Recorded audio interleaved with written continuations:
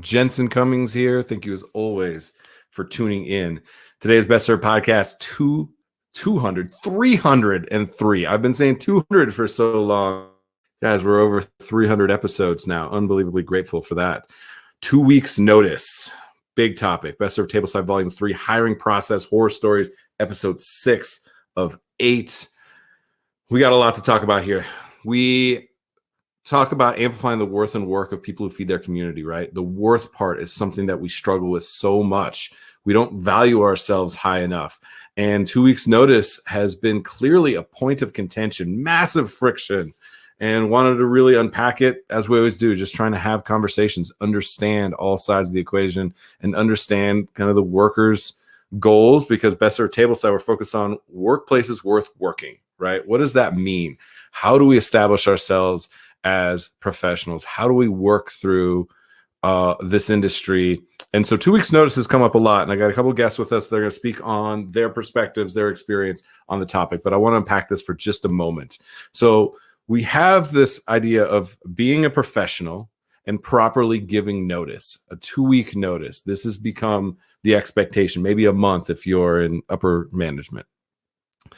And what is happening more and more and more is we're pointing to short-term syndrome or short-timer syndrome or whatever it's called, where, well, somebody gives notice, they're on the way out anyway, so we cut their hours and we give it to people that actually want to be there, quote unquote.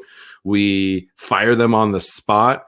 Huge vulnerability, because now we're saying to everybody, them included, for their next job and their next job, that in this industry, being a professional doesn't actually matter. That you're going to be put in a position where if you're trying to do the right thing, you're still oppressed through this process. So a lot to do there. There's also the backside of something we've seen a lot, where people are giving 2 weeks notice and starting a new job, but then the new job doesn't know what's happening because everything is in flux in this industry at all times, especially during a pandemic. And now what's happening is somebody gives 2 weeks notice properly.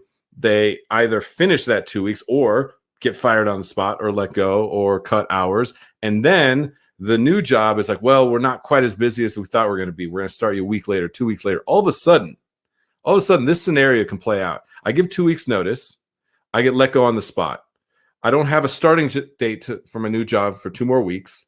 And then 2 more weeks, they push me back. You're talking about a month now that you don't have a job. So there's a lot of anxiety in this process. So I want to unpack it a little bit. That was a long intro, but there's just a lot I'm thinking about. There's a lot that's happening. So much divisive back and forth that we've been seeing from owners, operators, managers, from line level and everything in between. So, all right, with no further ado, I want to bring in Bryce real quick to speak with us. Bryce, good to see you. Hello. All right. Bryce, tell us where you're at and give us a little bit of the backstory for your kind of trajectory in the industry. Yeah, so I'm currently in Mesa, Arizona. I just moved here about 2 years ago. Most of my formative years in the industry were in Denver and in Colorado, in pastry departments, mostly catering, a couple bakeries, a couple restaurants as well. So, yeah. Yeah. Okay. All right. Deanna, want to bring you in, join the conversation as well. Diana, I apologize. Diana, yeah. Diana. I said it and then I knew I couldn't grab the words back. For some reason I knew I said it wrong. I have one job to pronounce people's names correctly. I can't even do that. All right. Diana, same question for you. Where are you at, and maybe a little bit of background in the industry? So I've been in the service industry for about 10 years, mainly in Detroit, Michigan. I'm a level 2 sommelier, so I've kind of been on the front end and back end of the hiring process. So I've been your server, your bartender. I've also, worked as a food and beverage director. So that's kind of my story. Okay, good. So you'll see multiple sides of this equation. We've seen this play out in so many different ways. You heard my rant. I want to come to both of you. Diana, let's stay with you. At a high level, 2 weeks notice. There's a lot of anxiety in the understanding and expectation. Am I supposed to give notice? Is notice no longer an expectation in the industry? How do I professionally navigate that? How do I take care of myself? Mm-hmm. High level, what are your thoughts? Break it down for us a little bit for you personally. I mean, it's something that I talk about a lot. Aside from Montana, the U.S. is an at-will state of employment, one of the very few countries to still be doing so. So it's, it kind of gives the employer a little bit, or actually a lot more leverage in terms of the fact that they can let you go for good reason, no reason at all, bad reason, whatever it may be. Yeah, But and real quick, let me break that down for people, Sure, Diana, just sure. for anybody who does know. An at-will state basically means for the first 90 days of employment, absolute any reason whatsoever, you can be terminated and you have really no recourse for unemployment or anything like that. Beyond that, then after 90 days, it's still very friendly for the employer versus the employee, as opposed to, you mentioned, most other countries, European countries and stuff tend to be more on the employee side of that equation. So just kind of break it down for people. So sorry to jump in. Just want to give people some context. At will, very, very important to understand what that exactly that means. Because sorry to keep going, but we've had a lot of people say that at 87 days they got let go or they got reduced in X, Y, and Z. So you know that those employers like literally set a calendar date to be able to manipulate the system. So anyway, please continue. I mean, actually, to even kind of go on with what you were saying, I've actually had that happen to me where working for an employer, 3 months in, they guaranteed me, health benefits. And sure enough, as soon as that 3-month mark hit, it was like the day before they let me go. And I, obviously was out of a job at that point. But yeah, unfortunately, I've had it happen to me. It honestly, it depends on your professional workplace. It depends. You have to know who you're working for, I think, a lot. Make sure you read the fine print. Make sure you read what you're signing. Make sure you read the contract or whatever it may be, as you're getting hired on. Okay. I appreciate that. That was great. A lot to break down there. Bryce, I want to come to you. Same kind of thing. At a high level, what's your experience of it? What's your expectation? Like, give us a little bit of your thoughts. So I've been on both sides of the notice where I have been mostly in my younger years in the industry. I've been the person to give little to no notice. And moving into the higher level in the management type situations, I've also been on the other side where people just don't come back. And you have to try and figure out why and what happened. And is it something that we did? Did we not offer them enough, or was it just not right for them? And kind of, why didn't we hear back from them? It's all very weird. Yeah. Communication. I'm a broken record. It's all I ever say. It's communication, communication, communication. We joked before we went on of like understanding the professionalism and the expectation. Is there an expectation of notice? If the expectation is to give 2 weeks notice, then why is the industry standard to then terminate somebody when they give notice? So then there's not actually that expectation. Yet a line level person is expected to understand when that is proper. Like sometimes they're like, oh, we're properly staffed right now. So if somebody gives a notice, it's fine. Let's get rid of them and keep the people that want to be there and give them their shifts. Yet, are you expected to know when that is? Versus on the other side, they go, well, we're understaffed. And then they just left us high and dry. That's so unprofessional. Who's expected to be professional in that situation is a big question. And then another thing we talked about before, and this is the question that I want for the two of you, is a lot of times we're like, well, they were a bad egg. They just weren't that good anyway. We were probably going to let them go. They weren't good for our team. And respect, I think if somebody is bad for your culture, not just the manager doesn't like them, they're bad for your team culture, you need to get rid of them quickly. And the people that do want to be there will be there. Yet for 2 week notice, if you terminate that person on the spot, you know that all your good employees see that too. Mm-hmm. Yeah. And all of a sudden they go, well, I'm not sure. Am I the good employee? They start sweating a little bit too. They're sweating like, do I have to do too much calculus to understand if what part of the equation I fit in? Do I give 2 weeks notice because it's right for the business and for me as a professional? Do I not give 2 weeks notice because I might be the kind of person who has to go through the drama of getting shit canned on the spot? Like that is a lot of anxiety to put somebody through. So with that question, I know both of you have been the good employee. You see somebody else try to do the right thing and get let go. Does that put you in a position to question whether you need to be putting in notice as well? Diana, come back to you.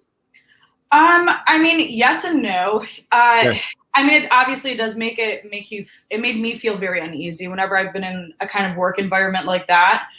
But I did have, a mentor of mine mentioned to me once upon a time not to burn bridges, because people do, they do call your references. They do check up on your background to see, were you a reliable employee? Mm-hmm. And unfortunately, if, it gets around to where like they call one of your references and they don't give you a good reference, you don't get the job. So it's a double-edged sword. Yeah, I completely agree. So there is not a winning situation when you're on the line level. I mean, that is such a hard thing to navigate because, again, we are so caught up in what the employer needs versus what the employee needs. And then we wonder why we have no calls, no shows. We wonder why we have 73% turnover rates. We wonder why all restaurants are understaffed. I don't wonder at all. I know exactly why. It is a symptom of this relationship or lack thereof that we're creating. So I really appreciate that. Bryce, you mentioned there's a little bit of we grow up in this industry. Nobody becomes an investment banker at 15, 16, 17, yet so many of us got into this industry when we were young because it is a place where you can get a job. It's very much that first job, and then it sucks you in and it never lets you go. You can't leave. But you mentioned early on in your career, you didn't maybe take it as seriously. You didn't give as much notice as maybe then you recognized the need for. So talk about that. Was there a catalyst? How did you get to the point where you understood the importance, the potential importance of 2 weeks notice? Yeah, since you sparked this conversation very initially a few weeks ago when I reached out, I had to think really hard about it. Why did I leave these jobs that I left with such little to no notice? And I can say pretty confidently, like now that I've really kind of simmered over it, is that they weren't the kind of work environments that I knew that I wanted to keep myself in. Mm-hmm. And so you get to a point, in my case at least, where I'm trying to just kind of push through and see if maybe it's just kind of the getting comfortable in your new workplace or getting used to your new coworkers or whatever. And you find out that it's just for whatever reason, whether it's your coworkers themselves or the work that's expected of you as opposed to what they said you would be doing or whatever. Oh, yeah. I realized it wasn't for me. And I pushed myself so far to try and make it be for me that I hit a breaking point. And I was like, I can't come in another day. I will not be in a good place. I hear you. That's part of, it's such a vulnerability of the restaurant. We leave it all out on the field, so to speak, right? It's so much about cooking and putting your soul and your passion on a plate. It's so much about putting that education into the glass. It's so much about putting hospitality out there so people have a memorable experience, which means we leave nothing for ourselves. Nothing. There's nothing left. And so you're constantly put in a position where the only choice you have is to hit a breaking point, right? Either you break or you continue to just run through the same wall again and again and again. So I really, really appreciate that. Before I forget, Diana, and I'm sad for anybody who's listening, not watching. Are you rocking a Wu-Tang coffee mug? That I am. This is the best episode we've ever done. We literally have just been talking about swag for Best Served. And Sophie, who runs the whole show, is like, I want mugs. And now I really want a Wu-Tang mug right next to my Best Served mug. All right. New goal. Guests get a Best Served mug so that in future episodes, they'll be rocking a Best Served. I love it. Oh, the Wu-Tang. Sorry. I had to digress there for sure. I appreciate that. I want to talk about the communication because, Bryce, what you're talking about is if you had somebody to talk to, if you had somebody to bounce things off of, if you had management leadership that you believed in, that you could be open and honest and communicate with, I feel like there'd be a better opportunity for you to find your place within that culture or be able to have a real conversation about how you don't fit into that culture and have that be okay, right? Because we get caught. This is going to come up next week when we talk about the training, day one in the hiring process, which usually just means jump in the fire and sink or swim. Like so often we just don't get trained.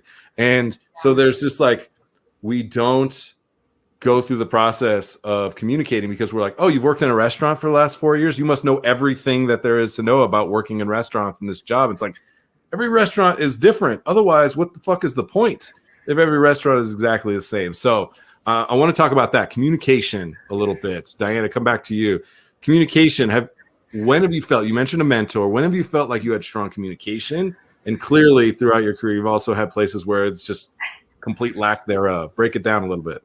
Yeah, I mean, for the most part, I've had a pretty good experience in terms of mentors or management that I've had. And it's just about, if yourself even asking the right questions, is maybe like stage one night a week or something like that before you actually make the commitment to actually go over to this new position. If you have the opportunity, but just asking the right questions, and also the employer too, asking the right questions, making sure that this is the absolute right fit for you. Because like you said, every restaurant is different, and every restaurant or bar even has different expectations of their employees. Yeah, that communication piece has got to be key. We feel like we can communicate. Otherwise, it's just like we just ghost people because we're like, there is no communication. They don't care about me. Why should I care about them? I'm on to the next thing. And we unfortunately have cultivate that as part of the way that the business is, not just individuals. Because I can't stand this shit like kids these days in big old air quotes. And it's like my generation, I broke this industry. We created so many of the dynamics that are playing out right now. And we're mad that kids these days are calling bullshit on the things that we thought were the way you're supposed to run this industry. Unfortunately, the way that we built this industry, it ran its course. It's over. Yeah. We can be nostalgic about it, or we can build a legacy around the things that we did do well, because a lot of things went really well over the last 2 decades. Learn from our mistakes and do something new, not keep trying to create a new mousetrap. It has to be something actually new. So, Bryce, I want to come to you on the communication specifically. And we always give shout outs to Chef Alan Plemons out of Missouri, who coined this and really got it in my head. We call people in restaurants bodies or hands. Like, we're not even worth enough to be a full fucking human being. We're just body parts to take up space to do a job. And for you in back of house, that especially comes up, when we prey on our own passion for food and the industry and all of that. So break that down a little bit as far as communication, because I think that's a huge contributor to this symptom of 2 weeks notice. Yeah, it absolutely is. And I've been really fortunate that I've had, especially now that I think about this, probably not coincidence. However, when in my later years, in my management years, I had a really good communication system with not only the other managers, but also the ownership and the highest ups. Yeah. But those companies themselves also were ones that cultivated very healthy cultures. So I knew that if I was having a hard time, and this happened once, I worked for a catering company, I was having a really rough go of things in my personal life. And as much as they say to leave that shit at the door, you can't. So I went and I talked to the owners, and I was having a really hard time. And so instead of continuing to watch me struggle to the point of maybe getting fired, they put me on events, and they just shifted my position within the company because they saw my value as an employee, and they just said, you need something else for a while. And it was a godsend. It was so helpful. And if I had that level of communication with every job I've ever had, I probably would have still been at my first job, because that's what I needed. Oh, that is so good. It makes me think of, definitely check this out if you haven't heard of it. Katie Osuna has the Copper and Heat podcast, really James Beard award-winning podcast, and we collaborate on some stuff. And Hassel Alvarez and Ariel of not 9to5.org. Not9to5.org. Check them out for sure. Talking about mental health in the industry. Talked about don't treat people the way that you'd want to be treated. That old adage, treat people the way that they want to be treated. And I was like, oh, it was such a paradigm shift, because we talk about that in the industry all the time. And so I was like, yeah, that makes a ton of sense. You got to see people for who they are and the dynamic and the strengths and weaknesses that they have, because I think both have an opportunity to be an actual strength for the business, even if, quote unquote, it's a weakness. They may not be able to bang out as many croissants as somebody else, yet they're the person that everybody else on the team wants to work next to. That's something to kind of consider. So I think that's an important aspect. 2 weeks notice. I want to kind of come back to the meat of 2 weeks notice. I appreciate us kind of thinking more broadly. The 2 weeks notice very specifically. Let's talk about the financial struggle of the 2 weeks notice specifically. All right. In this industry, a lot of it's our own doing. We suck at managing money. Like, we didn't want to do the cubicle and the 9 to 5, for me, the suit and tie and all that, and like be able to, you know, have a 401k and all these things. Like, it wasn't us. Now we're recognizing we should have been thinking about those things, even if we didn't want those jobs for this industry. Right. And so the financial aspect, it's living paycheck to paycheck. I spent over a decade paycheck to paycheck. Right. So 2 weeks notice, when you're thinking about that, or when you've seen other people thinking about that situation, what's the impact you see of the potential of leaving yourself vulnerable? I mentioned the 2 weeks or a month scenario of you not having a job.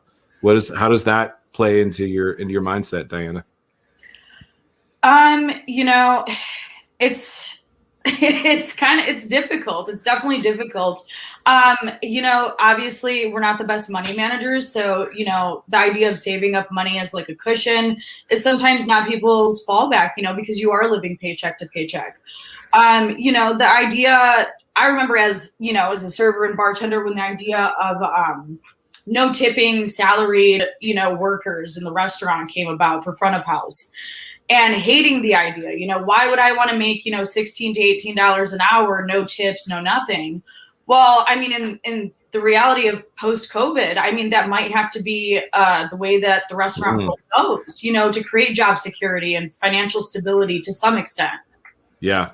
Yeah, I think you're going to see a lot more of the move towards finding a way to get people between $24 and $28 an hour fixed, and what that allows the individual and the business to do. I completely agree. Like, look, that's a whole different topic. I think tipping probably needs to be abolished. In the short term, it's going to suck for anybody who's built their life around it. But you mentioned it. Like, one of the things is you got a lot of cash as a front of house burning holes in your pocket. I remember being a bartender and stuff, and I made way more money, and I spent way more money. Like, I actually saved more money as a cook than I did when I was making, you know, 1.7 times as much money as a bartender. So I completely agree. The financial aspect we need to consider, and I know that people are considering that heavily when they're thinking about that. For you, Bryce, same kind of question. The anxiety of the financial aspects, you know, I think it's even heavier in the back of the house, because still trying to pay people $13 an hour, like, that's okay. And then you're talking about 2 weeks notice, like, you clearly don't care about me. You're going to teach me stuff, and I can put the name of your restaurant on my resume. Great. Yeah. Thank you for doing me that life favor. Yet I'm still making $13 an hour, living with 7 people in a house. And what am I supposed to do? And then I give 2 weeks notice, I get fired on the spot. And then the next job, I don't start when they told me I was supposed to start, because they don't have their shit figured out. How am I supposed to make that work? So yeah, I'm going to protect myself, and I'm not going to give you notice. I get it. So for you, Bryce, like, break it down a little bit. It's a super vicious cycle, and it's like a, you know, it's a dog chasing his own tail. You leave this company for whatever reason, and if you do get fired on the spot, you're screwed for probably 2 weeks, unless your new job is like, yes, we can start you right away. And especially in this day and age, how often is that? Yeah. It's a super brutal system, and I do think that working us into starting with a higher wage will kind of help break that at least a little bit, because starting at $12.50, paying dishwashers minimum wage, it's just not viable anymore. I completely agree. You know, we talk about, for employees, there's like 4 pillars we need to invest in: wages, benefits, culture, and education. And what we found is if people have a living wage and benefits enough to know that they have some physical and mental security, we get out of survival mode, fight or flight, like scarcity mindset. And then a lot of times people are like, invest more in culture, build that better culture, because I'm good. Like, I got what I need, and I understand what that means. But there's just so much fear. Like, every moment, am I going to get fired? Do I have that new job? Do I need to be looking for another job? They're not going to fire me. I quit. You know, like, it's like, who has the leverage to be in a position to oppress the other? And it's just like vicious cycle. I could not agree more. And it's time for us to stop this shit, sit down, have a real conversation, and actually start having solutions that work on all sides of the equation. Because even now, people are getting $15, $16, $17 an hour. Yet I keep hearing people go, well, wait until it all crashes. wait until there aren't the jobs, then they're going to need us. Then I have the leverage. Like all of a sudden it's a fucking real estate buyers and sellers real estate market. Like who's winning? Nobody's winning. So so much to talk about. I appreciate the two of you. I want to last thoughts. Anything else? 2 weeks notice. You know that there's manager friends of yours. You know there's workers right now going, I'm just gonna keep doing what I'm doing. And we know that that's just the definition of insanity is doing the same thing over and over, expecting different results. And we are so guilty of that. Any last thoughts from either of you? Diana, come to you first of some hopes you have on all sides of this equation. You know, I just hope that the post-COVID kind of teaches people, especially in the service industry, that it's not always technically going to be there, and that you should always try and make sure that it's the right fit for you. Protect yourself, protect your financial security, protect your job. I appreciate that. Yeah, there's been so many jobs. It's like, oh, I can just always get another job. We need to, on all sides, slow the hell down and recognize that we're trying to build. We need to build something that's meaningful and that's lasting. So appreciate that. Bryce, same question for you. Hopes, dreams, aspirations. What can we do? So I think, sorry, my brain just died a little bit. So honestly, every day, all day. Going back to kind of where we started this with communication, I think is maybe the most important when it all comes down to like the full circle of 2 weeks notice and income and culture and all of that. Like if you can even try and build better communication with your manager or your chef or whatever, that can save a lot of hardship in the end. Like maybe you won't, if you give them 2 weeks notice, maybe they won't fire you on the spot there.